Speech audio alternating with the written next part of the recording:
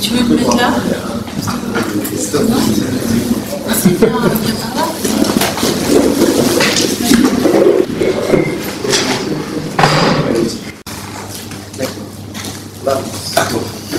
Merci beaucoup Sylvain Georges.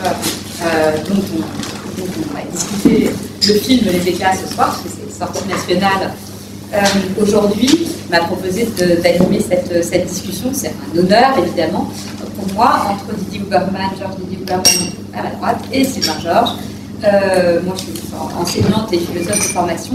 Et c'est vrai que la rencontre entre donc, ce livre Peuple exposé, Peuple figurant, L'œil de l'histoire 4, dont la parution est récente, si je m'abuse, aux éditions de Minuit, et des films en fait, parce que je ne sais pas dans quelle mesure on va parler des éclats qui est prioritairement celui que vous venez de voir tous, ou des éclats et de l'impossible, qui sont les deux films qui sortent en même temps. Mais il y a une rencontre un peu entre ces deux œuvres qui est intéressante, parce que c'est la rencontre d'une œuvre philosophique et esthétique, de texte esthétique, et d'une œuvre filmique qui interroge un peu les questions qui se croisent sur la question de la représentation de peuple surexposé. Alors peut-être pour commencer, est-ce que Sylvain nous dire un mot sur ce film Les Éclats et sur la raison pour laquelle il souhaitait rencontrer Didier Huberman ce soir. J'en charge les questions un peu. Non, comme tu le sais, moi j'ai commencé mon activité cinématographique assez tardivement, je pense en 2006. Et donc auparavant, j'avais traversé un certain nombre d'expériences, suivi certains cursus à l'université. Et parmi les multiples un peu de traverses universitaires que j'ai empruntées, j'ai été amené à un moment donné à suivre en auditeur libre plutôt certains cours, notamment de Georges Huberman à l'école des études. Bon, alors je me suis aussi intéressé évidemment à son travail. Je travaillais parallèlement sur le véritable. Ça, c'est des travaux un peu que j'ai fait avant de commencer le cinéma. Et donc, d'une certaine façon, tous ces éléments, toutes ces expériences ont nourri un peu ma démarche et ma réflexion au moment où j'ai pu concrétiser le désir de cinéma qui était le mien depuis très très longtemps.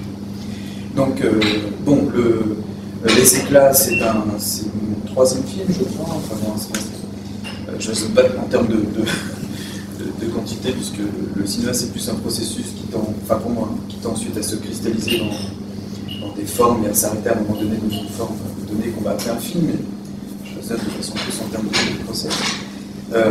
Lorsque ce film a été fait, donc qui porte sur les questions migratoires et notamment la situation des migrants à Calais, donc Calais est vraiment le lieu que j'ai choisi pour inaugurer un peu le travail que je suis en train de mener sur les politiques migratoires en Europe et les mobilisations sociales.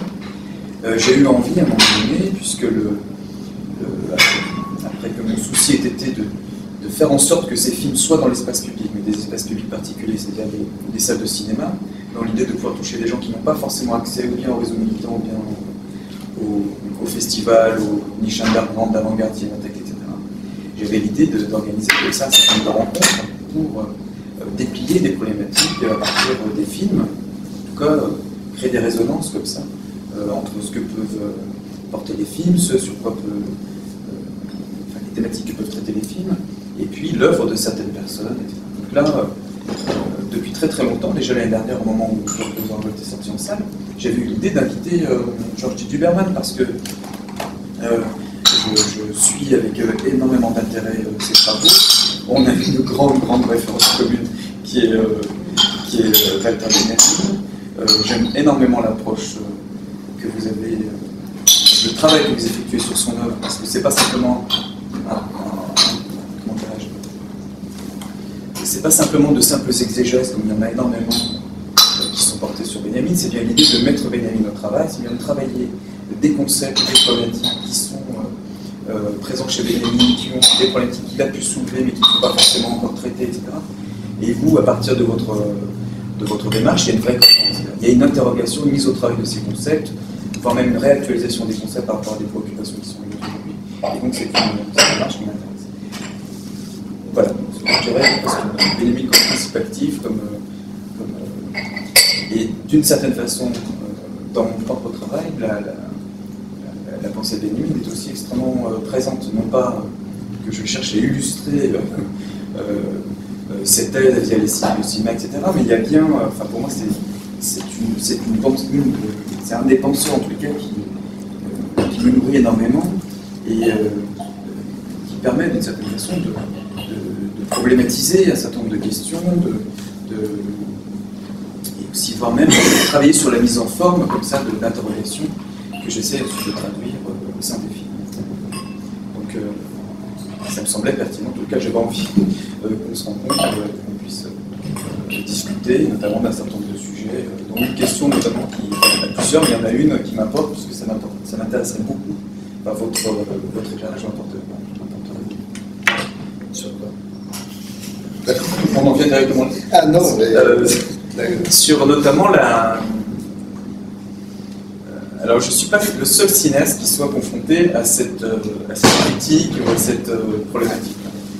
Mais on a un certain nombre, je pense à des gens comme Pedro Costa ou autres, qui se voient régulièrement accusés d'esthétiser le réel, esthétiser la misère, esthétiser la pauvreté, esthétiser. Et cette question de l'esthétisation, qui est extrêmement récurrente, je trouve, aussi bien dans certains débats cinématographiques que dans le monde de la critique, une question aussi qui revient extrêmement souvent dans les débats qu'on peut avoir avec les spectateurs. J'en fais énormément depuis, non seulement dans les festivals, mais aussi depuis la sortie de Le Reposant et Révolte l'année dernière. Et très régulièrement, la question esthétique se pose. Alors, pour massifier, pour caricaturer, c'est vos images ne sont-elles pas trop belles par rapport à la dureté des situations, voilà ce genre de choses. Et je trouve qu'il y a une... il me semble qu'à partir de... il me semble que cette question-là de l'esthétisation, qui évidemment est à creuser, à fouiller, et qui n'est pas à confondre, me semble-t-il, avec la construction et la création d'une esthétique, est extrêmement lourde de sens, chargée de sens, recouvre de multiples présupposés politiques. Enfin, c'est une question qui peut être aussi agitée et mise sur le devant de la table, souvent parfois aussi avec beaucoup de mauvaise foi pour cacher des prises de position idéologiques qui ne pourraient pas s'avérer comme telles. Enfin, il y a énormément de choses là-dessus. Mais j'avais aussi, entre autres, il me semblait que ça pouvait être intéressant d'essayer d'aborder cette question-là. Donc, sans forcément peut-être uniquement centrer la réflexion là-dessus, parce que c'était pas forcément très pertinent, mais peut-être que ça serait intéressant à un moment donné d'aborder ces questions-là, et moi j'aurais bien voulu en discuter un petit peu avec vous. Parce que c'est vraiment quelque chose qui revient extrêmement souvent dans le débat public, puisqu'à partir du moment où on est dans des rencontres, on est dans des débats publics, qui revient dans les critiques, et je trouve que c'est c'est pas nouveau, hein. Je veux dire, Rancière avait répondu sur un certain nombre de choses là-dessus, par rapport notamment au travail de Costa, quand il a été accusé de l'esthétisation de la misère. Voilà, mais la question se repose, elle ne cesse de se reposer comme ça et de revenir sur la table, et je trouve que ça peut être intéressant d'essayer d'en cerner un peu certains enjeux.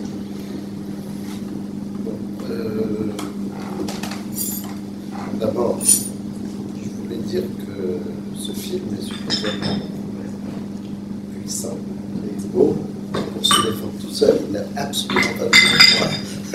Bon, à part ça, ça me fait très plaisir de parler avec vous. Enfin, on va commencer un dialogue.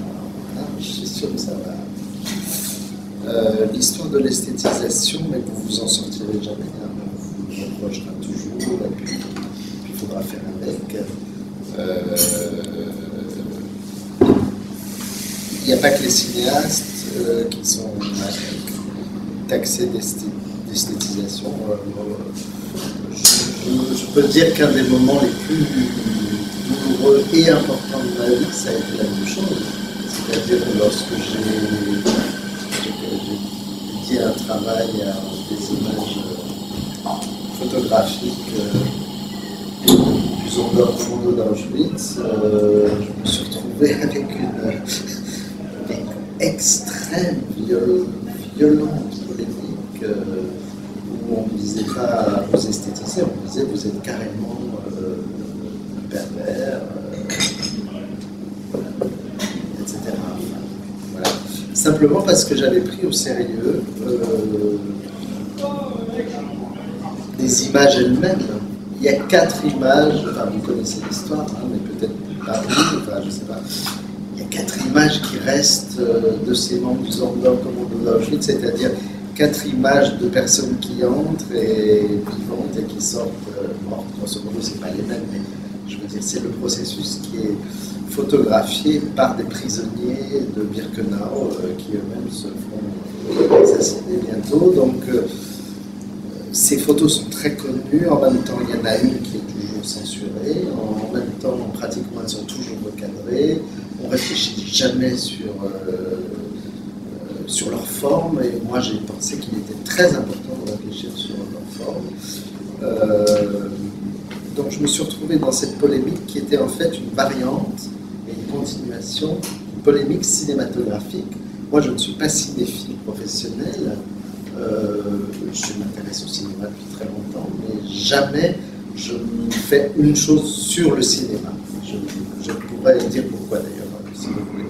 Mais je me suis retrouvé donc dans cette polémique qui était une variante de la polémique Lanzmann-Godard, une polémique de cinéaste, sur une question que, puisque vous avez parlé d'Ancière, on va appeler comment phraser l'histoire. C'est exactement la question. Vous phrasez l'histoire, vous cherchez à phraser à l'histoire.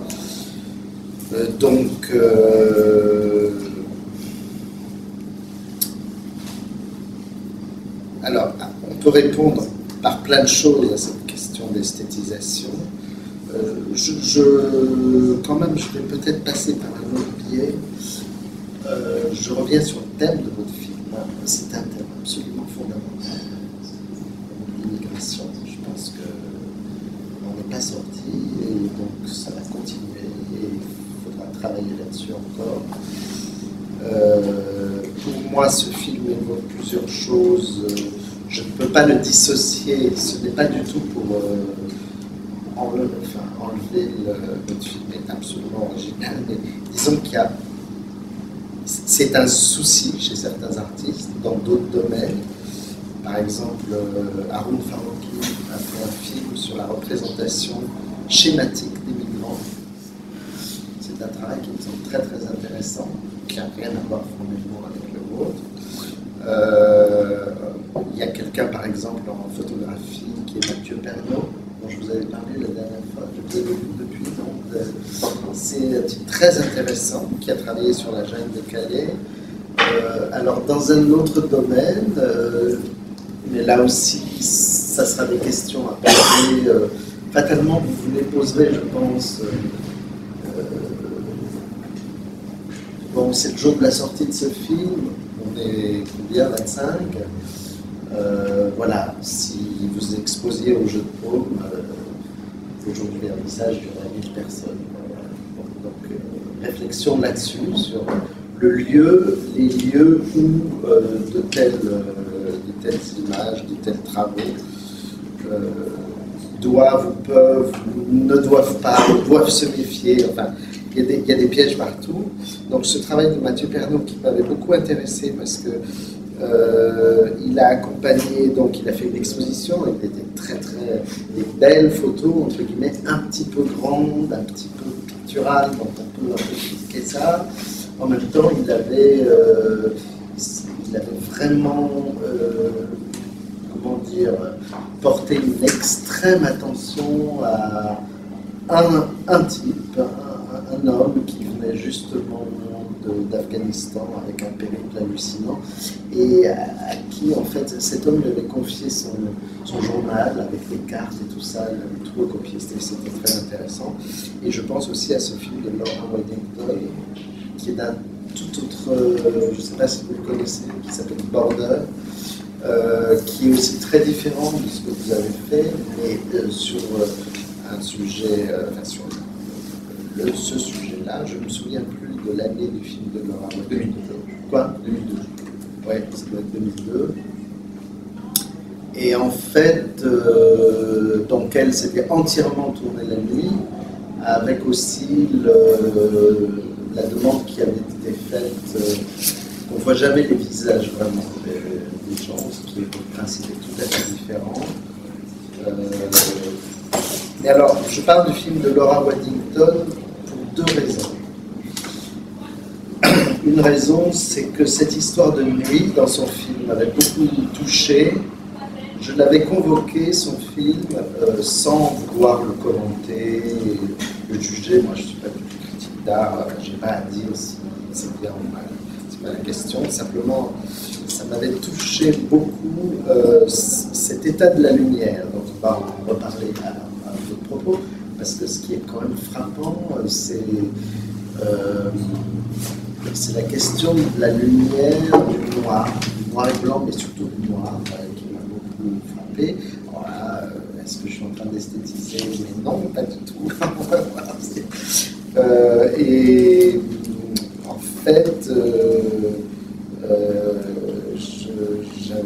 j'avais parlé de ça dans un contexte qui était un contexte pasolinien. Pasolini, je suis sûr, est très important pour vous. Enfin, j'en suis sûr. J'en suis sûr, simplement, le fait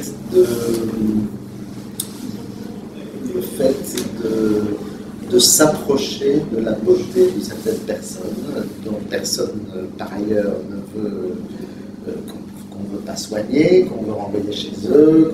Le simple fait de s'approcher, de les cadrer près, de les laisser parler, y compris dans une langue que vous ne comprenez pas et que vous ne cherchez même pas à traduire. Donc cette approche de la beauté des peuples, comme je les appelle dans ce livre, me semble en droite ligne de quelque chose qui intéressait Pasolini.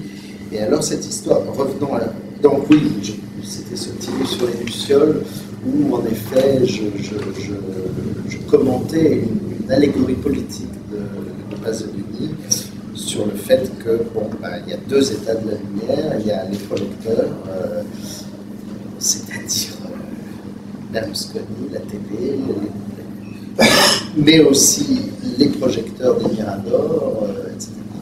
Et puis il y a les lucioles, c'est-à-dire ces petites bêtes qui se font des signes d'amour dans la nuit pour se retrouver et faire l'amour. C'est ça les lucioles, elles s'appellent sexuellement. Et ça a intéressé énormément bien sûr Pasolini, et sauf qu'il a dit qu'elles étaient mortes les lucioles, et que moi j'étais pas d'accord, non elles sont pas mortes, mais peu importe, c'est pas une question d'être d'accord ou pas avec Pasolini. C'était l'idée comme ça que le cinéma peut avoir une fonction, et l'art en général, une fonction luciole, dans la mesure où il ne cherche pas les projecteurs, donc surtout ne cherchez pas vous les projecteurs, on est très bien là, c'est super. Oui, c'est votre film qui doit être projeté, mais vous peut-être vous décrivez un peu plus de projecteurs, mais non, mais vous voyez ce que je veux dire, c'est une garantie de liberté, je crois.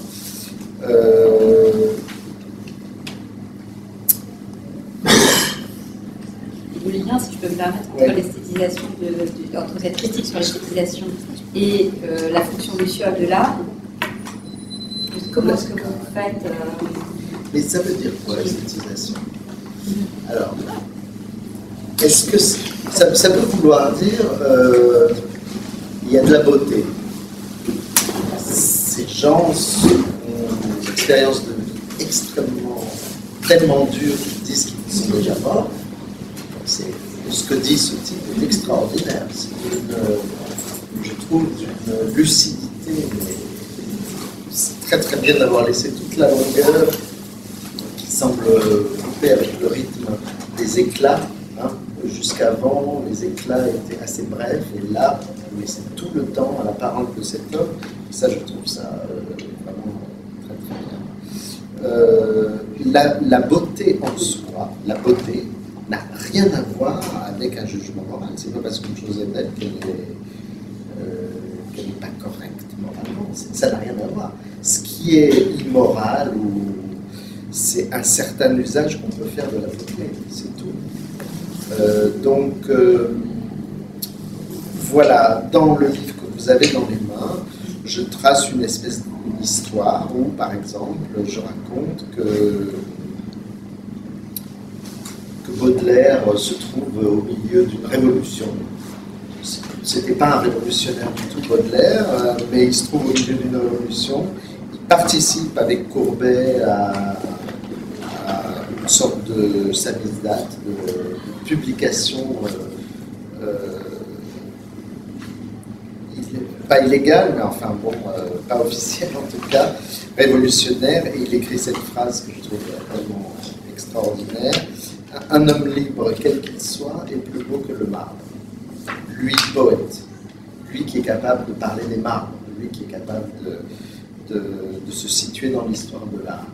Donc la beauté, c'est pas le problème. Pour moi, c'est tout simplement un faux problème. L'esthétisation immonde, ça existe. Mais c'est pas parce que les choses sont belles, c'est parce que les choses sont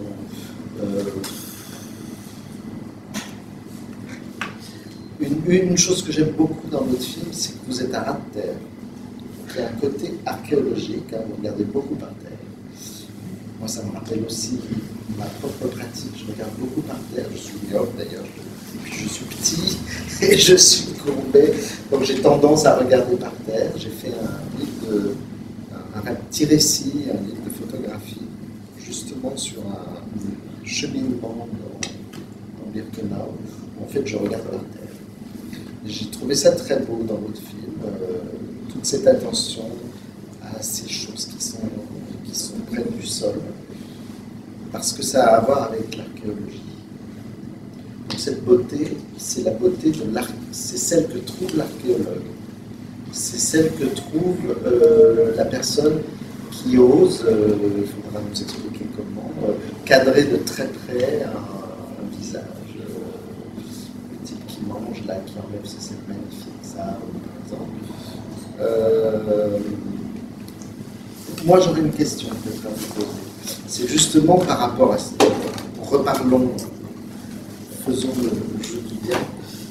Donc, il y a un moment rouge, juste un, il n'y en a pas deux, un. Il y a un moment rouge que je trouve très beau. Et tout le reste, ce sont, je dirais, des moments noirs. Des moments noirs et blancs, avec un contraste très fort. Je pense que vous avez filmé en vidéo, non? Absolument. En vidéo. Donc, parce qu'en tout cas, comme la projection dans la salle, c'est une projection numérique, donc c'est pas absolument noir, c'est pas absolument blanc. Il y a des petits liens. Vous êtes d'accord avec ça?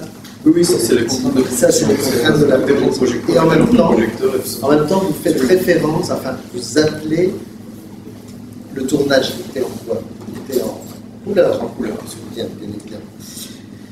Et d'ailleurs, j'y pense, le livre que j'ai fait sur Birkenau, mes photos étaient évidemment en couleur, je les ai passées en noir et blanc, bien sûr, même si les éditions de Minuit publiaient des photos en couleur, j'aurais passé tout en noir et blanc, évidemment. Donc il faut se demander, c'est un choix formel, c'est un choix esthétique. De toute, enfin, parenthèse, le type qui décrit la mer, là, quand il a fallu mourir, il nommait pas de raconter les couleurs de la mer. Donc, ça, c'est de l'esthétique.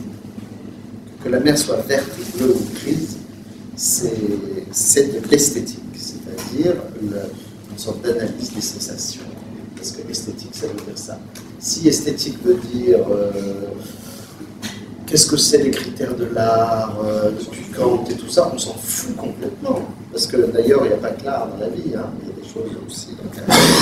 Donc, si l'esthétique, c'est une discipline normative qui demande comment doit être l'art ou qu'est-ce que l'art, etc., moi, personnellement, ça ne m'intéresse pas du tout. Si l'esthétique, c'est quelqu'un qui a failli mourir dans la mer, mais qui quand même raconte la couleur qu'elle avait, pour moi, ça, c'est de l'esthétique. Donc déjà, la réponse, elle est là. C'est cet homme-là qui nous donne la réponse, c'est pas moi. Parler de son corps propre quand il s'agrippe et qu'il ne veut pas lâcher, on pourrait dire en termes philosophiques esthésique, mais peu importe, c'est proche. Je m'y perds un peu parce que moi, j'ai pas l'habitude d'improviser. Je fais non, mais c'est vrai.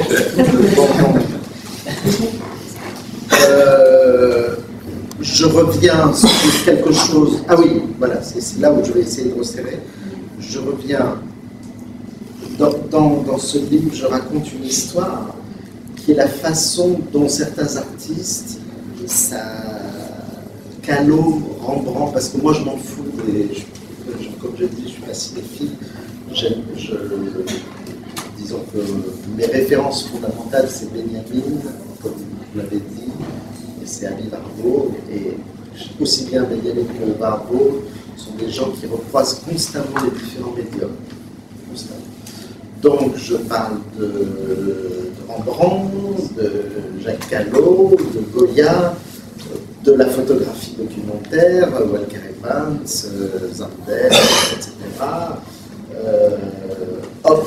Arrive Rossellini et Pasolini, bien sûr, puisque le sujet de ce livre, qui est très proche de ce que vous faites, hein, c'est comment filmer les gens qui n'ont pas de nom. Là, ils ne veulent même pas qu'on dise leur nom, mais personne ne veut leur donner un nom.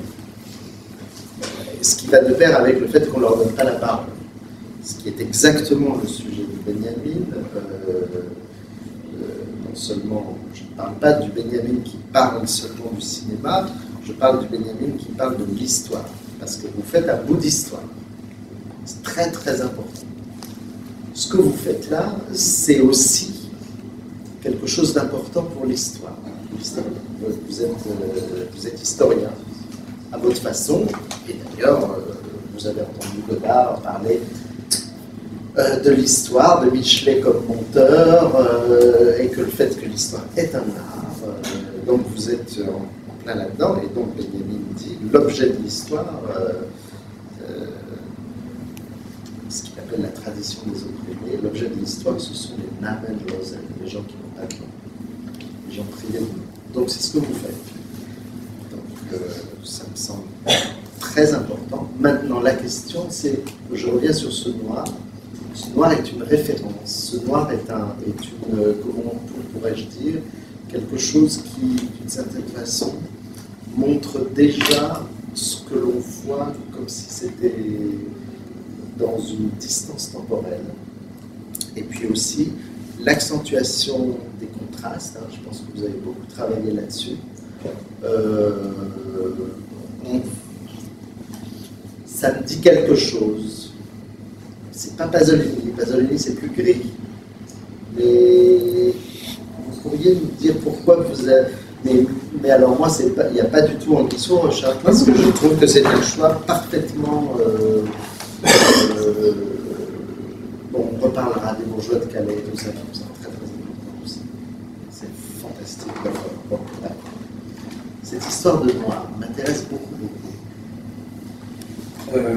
Au départ, quand j'ai décidé de travailler sur les politiques migratoires en Europe et les mouvements sociaux, c'était évidemment des politiques qui étaient inscrites dans l'agenda politique, mais qui avaient un peu disparu de l'espace public.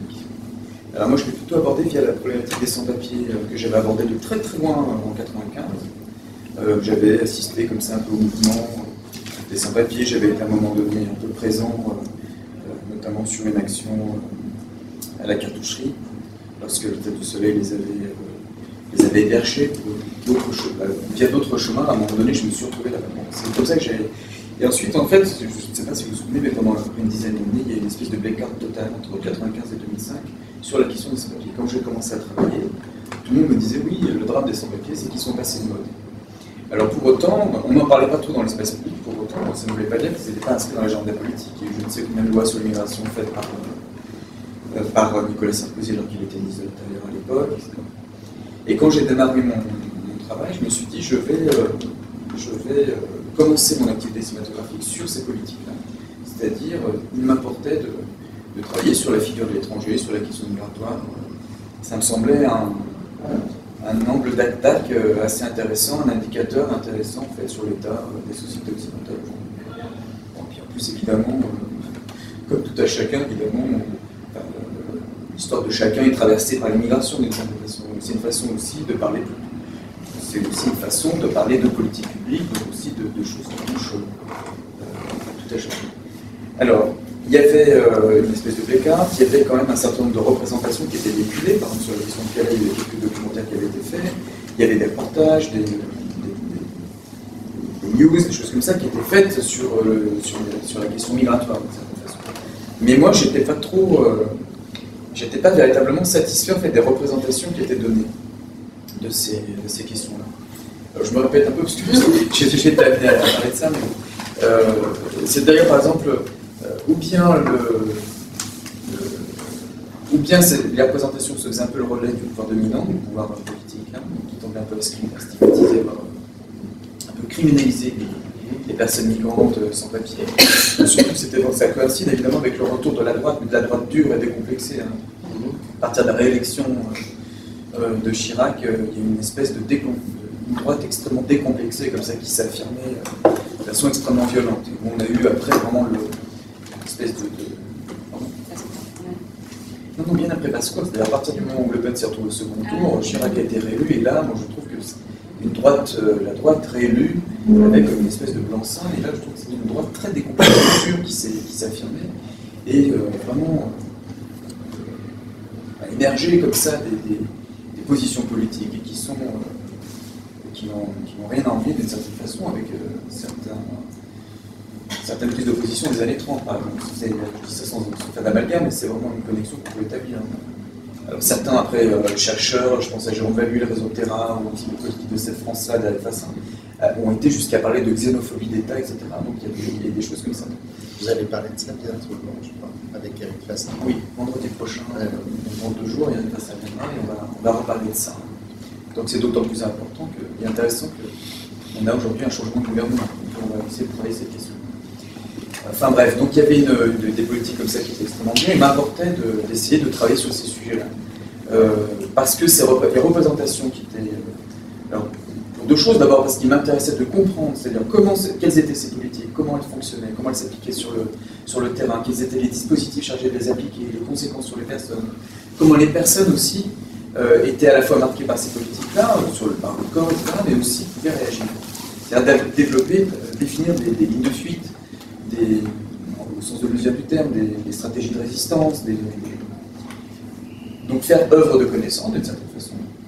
Et dans le même temps de déconstruire aussi un certain nombre de représentations qui étaient faites, ou bien des représentations très stigmatisantes, voire criminalisantes des sans-papiers ou de certains, comment dirais-je, des mouvements sociaux, puisque c'est ce qu'on peut retrouver aussi, cette culpabilisation des mouvements sociaux, criminalisation d'actes minoritaires qui allaient à l'encontre comme ça d'une position majoritaire, notamment sous l'ancien gouvernement, et d'autres types de représentations que moi j'assimile un peu au champ un peu social, humanitaire, un peu compassionnel. C'est une des raisons aussi pour laquelle la question des sans-papiers a disparu du champ politique pendant 10 ans, c'est bien parce que la question des sans-papiers avait été déplacée, était simplement traitée du point de vue social, c'est-à-dire, et non pas du point de vue politique. C'est-à-dire on considérait les personnes sans-papiers comme étant des personnes qui étaient victimes d'un système social, du destin, je ne sais quoi, mais non pas comme étant... Enfin, on ne considérait pas leur situation, mais de cette façon, comme étant la résultante de décisions politiques, donc de politiques publiques construites. C'est une des explications qui explique la disparition, justement, de ce débat, de ces personnes-là dans le débat public pendant 10 ans. Donc quand j'ai commencé mon travail, ce qui m'importait, c'était faire ça. C'était à la fois comprendre comment ça marchait, travailler, faire œuvre de connaissance de cette façon, et aussi établir des déconstructions des représentations dominantes, dans le même temps, de façon plus directive. Donc moi, je me suis dit, ce qui serait intéressant pour pour réaliser un peu ce projet-là, c'est de choisir un médium un peu particulier. Donc au départ, je voulais travailler avec un médium qui permettrait d'établir une distanciation totale avec les représentations, c'est-à-dire travailler sur des déconstructions plastiques d'une certaine façon. Donc je voulais travailler en argentique. Alors il se trouve que c'était pas possible parce que d'un point de vue économique, ça devenait vraiment irrationnel, hein, surtout qu'au départ ça devait être un court métrage, puis c'est devenu un projet de plus longue ampleur. Donc j'ai décidé de travailler avec le médium vidéo, mais je voulais absolument pas pour autant que la vidéo soit un pis-aller. En fait. Je voulais pas prendre la vidéo uniquement comme un réflexe, comme un prétexte, une solution de repli. Donc je me suis un peu, d'autant plus que la problématique argentique vidéo se pose aujourd'hui hein, avec la disparition entre guillemets de l'argentique dans les salles de cinéma, etc. La problématique argentique vidéo est très intéressante à creuser et à travailler. Moi, je voulais surtout pas travailler en vidéo comme un pis-aller, en me disant je vais travailler en vidéo comme j'aurais pu travailler en argentique, etc. Donc je me suis posé des questions, c'est-à-dire comment aborder ce médium-là, pour en faire quoi, comment je vais m'en saisir. Et très vite, je me suis rendu compte en fait que je suis revenu à une piste de réflexion qui n'est pas si éloignée de la première qui m'avait amené à l'argentique. C'est-à-dire qu'en gros, ça pouvait être extrêmement intéressant de travailler avec un médium partagé, c'est-à-dire que la vidéo, en fait, c'est quand même un médium qui est partagé par la majorité des journalistes, des cinéastes, des documentaristes, etc.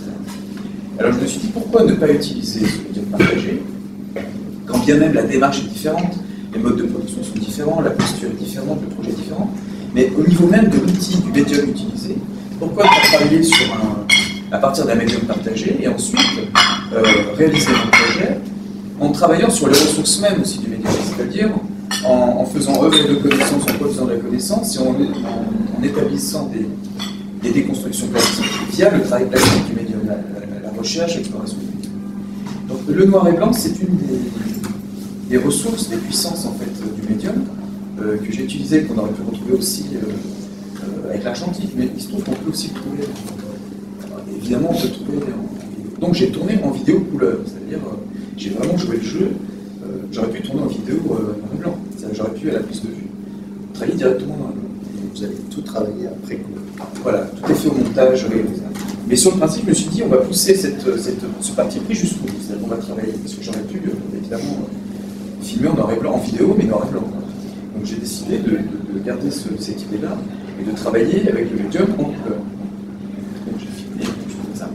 Et ensuite, au montage, je suis plus fait en même temps le montage, le travail de l'image, ça se fait de façon simultanée.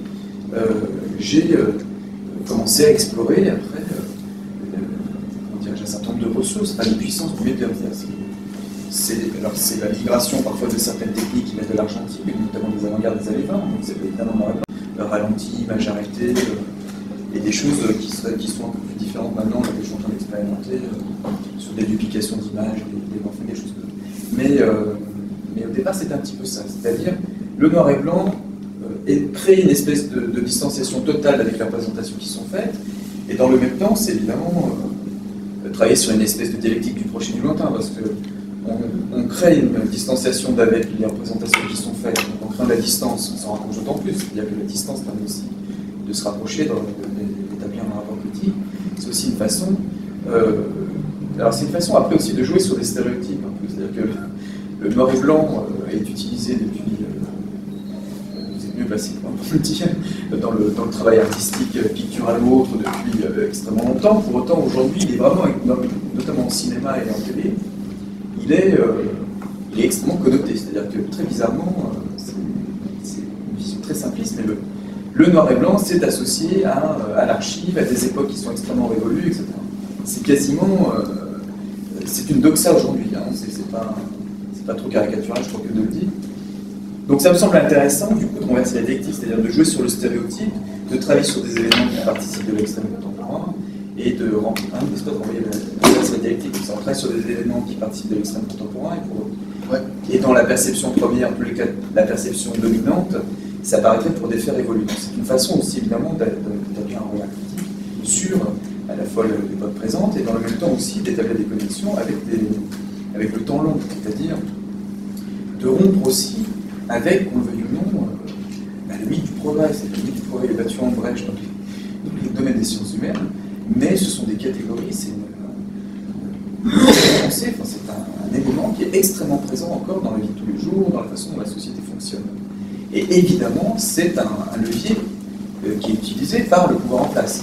À partir du moment où on considère qu'on est engagé vers une voie forcément bienheureuse, d'une certaine façon, c'était la critique bénévinienne, pas seulement bénévinienne d'ailleurs, mais d'une certaine façon, c'est légitime des exactions présentes. À partir du moment où le présent est bien plus supportable que le passé et bien moins que le lendemain, c'est une façon de tolérer l'intolérable d'une certaine façon. Donc aussi de légitimer les politiques qui sont mises en place aujourd'hui. Et bien évidemment, moi je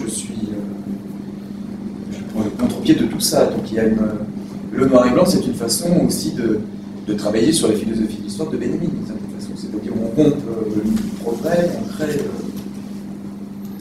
on prend l'histoire de retrousse-poil, et bien au contraire, on travaille sur des formes du passé qui appellent le présent et du présent qui appellent le passé. On crée des constellations. C'est bien le sens de ce que j'ai essayé de faire, notamment dans les éclats. Donc après, le noir et blanc, après, je l'utilisais aussi de façon un peu métaphorique. Vous avez remarqué, vous citiez l'exemple de la brûlure. C'est un motif extrêmement présent dans les politiques migratoires. La brûlure, elle est partout. Voilà. Du début à la fin. Voilà. Oui, bien sûr. Mais ça va des migrants à Tanger qui veulent aller à... les mains, enfin tout. Je brûle les mains, les policiers brûlent les cabanes, les migrants qui sont à Tanger, qui veulent aller en Europe, brûlent leur papier d'identité en faisant des brûleurs.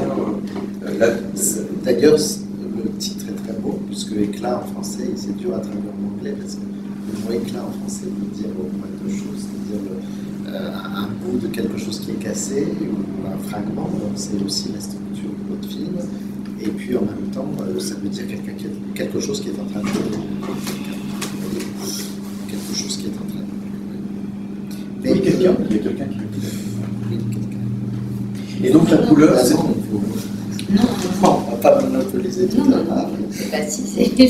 Non, mais moi je suis passionnée par ce que j'entends et j'ai envie de revenir à l'autre de ce que Sylvain répondait à votre remarque sur ce moment dans le film où l'expérience ou l'esthétisation du réel est dans la manière dont ce migrant fait le récit de son expérience, d'une expérience de survivant qui est exprimée en des termes qui sont esthétiques.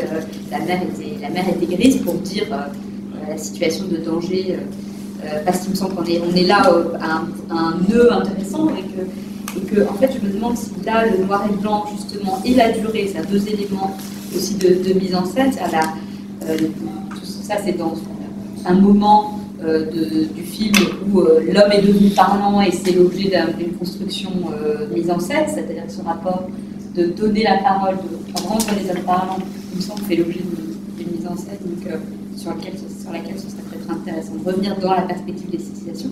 Et puis l'autre chose que je voulais dire, c'est que moi ça me fait penser à un texte d'Emerson que Cavell cite et dont j'ai parlé un peu à Sylvain Georges, qui est où il est accusé, il répond dans Confiance en soi, qui est un texte qui date de la moitié du XIXe siècle, il est accusé de se foutre de la gueule de ses contemporains, en gros, parce qu'il leur reproche de traverser une crise morale alors même que l'Amérique traverse d'abord une crise économique, etc. Et qu'il est accusé comme écrivain il y a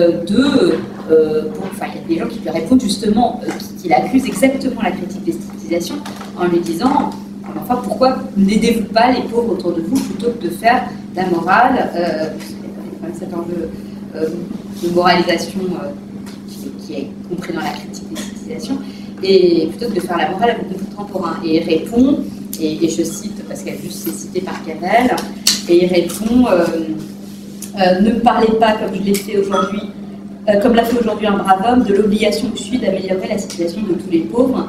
Est-ce que ce sont mes pauvres? Et Cavell commente en deux phrases.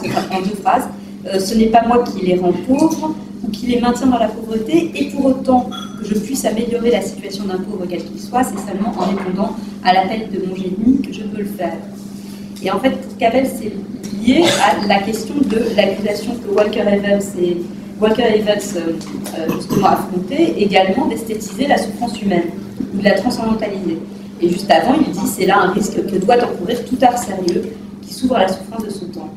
Et donc en lisant ça, je repensais à la critique dont on avait parlé avec Sylvain et dont il est question ici, parce que c'est cette question de la souffrance qui se dit dans les mots de cet homme indissociablement en des termes qui sont des termes disons vitaux et des termes notre expérience, c'est le propre de l'expérience humaine, elle se déploie dans tous ces champs-là. Ma référence spontanée, c'était justement ça. Il y a un livre dans le domaine de la photographie qui est tout à fait remarquable, qui s'intitule Le style documentaire. Je ne sais pas si vous connaissez ce livre. Donc c'est un livre grosso modo sur Walker Evans et August Sander. Alors, je cite ce livre qui est c'est un chercheur qui s'appelle Olivier Bigot. Parce que, en fait, bien sûr, Walker Evans, pour moi, je situe, pour moi, c'est quelqu'un de capital. Capital, pas seulement au niveau de l'esthétique de la photographie, mais pour moi, un livre vraiment très important qui est quelque part en dessous de votre film, même si vous l'avez pas lu, peu importe, c'est Let Us Now Praise Famous Men, le livre de Walker Evans et James Hadley. Et James Hadley, ce livre est absolument extraordinaire, parce que c'est un livre de reportage donc, sur la misère en Alabama au moment de la crise américaine des années 29, 30, 31, 32. Donc il y a Walker Evans qui se penche sur cette misère, y compris en regardant par terre, comme vous le faites, en s'approchant des visages, comme vous le faites. Et puis il y a James Hadley qui fait au reportage social ce que Ulysse de Joyce est au roman. C'est un texte absolument extraordinaire. Dans les deux, le titre lui-même. En plus, ce titre est évidemment Élouons maintenant les grands hommes. Ce titre est évidemment extrêmement ironique. Puisqu'il s'agit en fait des Namen Loser, des sans-noms dont parle Benjamin. Et j'ai fait une exposition il y a il y a 2 ans au musée Reina Sofia qui a voyagé en Europe et puis qui maintenant il y a une version un peu donc une seconde étape comme ça au Frénois et à Hambourg plein de gens vous savez c'est un photographe qui fait des photos d'identité, des photos de mariage, donc ce sont des anonymes. Et alors, donc, ces 2 œuvres, je les avais exposées l'une en face de l'autre, et Arnaud Giesinger, qui a fait un travail photographique sur mon exposition, a donc photographié le reflet des grands hommes dans la tête des inconnus. Et donc, il y a ce bon. Pour moi, alors, et Walker Evans revendiquait, alors j'insiste sur ce mot, parce que je trouve que c'est présent dans votre travail, le lyrisme. Je ne sais pas si vous seriez d'accord avec ce mot, parce que vous vous méfiez du compassionnel et vous revendiquez une distanciation. On va reparler de ça. Pas distanciation, ouais, voilà, on va reparler de ça. Mais en tout cas, la question du lyrisme, c'est-à-dire, bon, votre sous-titre, par exemple, c'est la citation d'un poème. Okay, et puis, dans d'autres films, il y a beaucoup de poésie. Hein, donc, et c'est ça la grande, peut-être la grande chose, la grande affaire. De faire des documents. Ce que vous avez fait pourra un jour être utilisé par des historiens, tant mieux. Même si si ça se retrouve au MoMA. Même si le statut d'un objet, il est élastique, on peut, voilà. Lyrisme documentaire. Donc, ne pas avoir peur de faire de la poésie. Parce que je pense que la meilleure façon de faire de la politique, quand on est comme nous, enfin, vous peut-être vous militez plus que moi, mais moi je suis dans mon bureau, enfin, c'est d'être poète. Ce que disait Emerson, quand il dit j'ai rien mieux à faire d'écouter mon génie. Qu'est-ce qu'il a fait Pasolini? Il a fait de la poésie, hein. C'est un grand poète, Pasolini. C'est du cinéma de poésie qu'il fait. Je veux dire, un des films les plus politiques de Pasolini, c'est La Rabbia. Et dans La Rabbia, comme vous le savez, il y a deux voix, il y a un commentaire en deux voix, voce di poesia, voce di prosa. Et la voix de poésie, qui est lue d'ailleurs par Bassani, qui est un ami poète de Pasolini, c'est tout simplement bouleversant. Je trouve. Donc, poésie politique. D'ailleurs, juste une parenthèse, entre ce moment de rouge et juste avant ou après, enfin je ne sais plus, ces espèces d'arbres tout secs, là, comme ça, ça m'a rappelé un passage de Paragiano. Il y a des arbres tout secs comme ça, qui tournent et qui sont tout rouges. Ils les atteignent en cheveux de feu. Ouais, je crois que c'est dans les cheveux de feu. Je à ça. Bref. Non, j'ai pas très non, mais bref, la question peut-être cruciale, c'est pas esthétisation, c'est poésie. Poésie politique. Et au fond, il se passe la chose suivante. Dans votre film, il y a des moments qui sont brefs, qui sont toujours brefs. Hein. Par exemple, celui qui les rallonge jusqu'au bout, c'est Grand Pays. Et vous les faites brefs, mais ça existe. Vous suivez les gens. Et puis toute la séquence où on parle, on pourrait appeler ça du reportage. Surtout, ne vous fâchez pas. C'est-à-dire, on pourrait appeler ça, un documentariste. Bon, il se trouve que les documentaires, alors vous êtes bien mieux placé que moi pour en parler, hein, mais moi je connais mieux la situation, par exemple, photographique. Hein. Vous avez un type comme Luc Delahaye, il est reporter photo en Afghanistan, il prend des photos. Ces photos sont publiées dans des magazines de façon immonde, avec des légendes qu'il n'a pas choisies, avec en face une publicité pour des soutiens-gorge. Bon, ça, voilà, c'est le destin malheureux des photoreporters. Moi, enfin, il y a toute une tendance critique qui tend à délégitimer complètement le photoreportage. Moi, je ne suis pas du tout là-dessus. Je trouve que c'est bien plus compliqué. Et Roland Barthes n'a pas rendu du service totalement aux gens en critiquant de façon unilatérale ce qu'il appelait les Photoshop. C'est beaucoup plus compliqué. Bon. Quelques années plus tard, Luc Delahaye a changé de métier et il a compris que la figure de la liberté aujourd'hui, en régime capitaliste, c'est, je vous donne envie, l'artiste. Et c'est pas compliqué, un artiste, lui, il dit je veux cette photo de telle taille, conservateur de oui, d'accord, j'en veux 50, oui, d'accord, je les veux dans cette forme, oui, d'accord.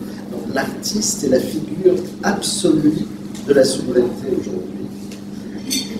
Donc c'est à la fois quelque chose dont il faut éventuellement profiter, entre guillemets, et dont il faut se méfier aussi. C'est très compliqué. Delahaye, comment il fait pour devenir artiste? Il prend une photo qu'il a faite quelques années avant, et il la tire en c'est la course magnifique, 4 mètres de large, un cadre, comme un tableau de Velázquez, et donc ça y est, c'est devenu un tableau. Très compliqué, hein, tout ça, parce que ça me semble aussi important de maintenir ce qu'il en est du reportage, c'est-à-dire la modestie absolue. C'est pour ça que j'aime tant Wang. Je suis un fanatique de Wang. C'est une espèce de... C'est la modestie totale, donc il reste là, et en même temps, dans notre film, il y a tous ces moments de contemplation, notamment à la fin, les fumées, c'est magnifique, le vent, je me suis aperçu, vous accélérez en fait, hein, ouais, c'est ça, et c'est absolument magnifique, et c'est pas hors sujet, mais c'est des moments de contemplation versus des moments où vous suivez les gens. Mais ça, l'un avec l'autre, non, ça marche très bien.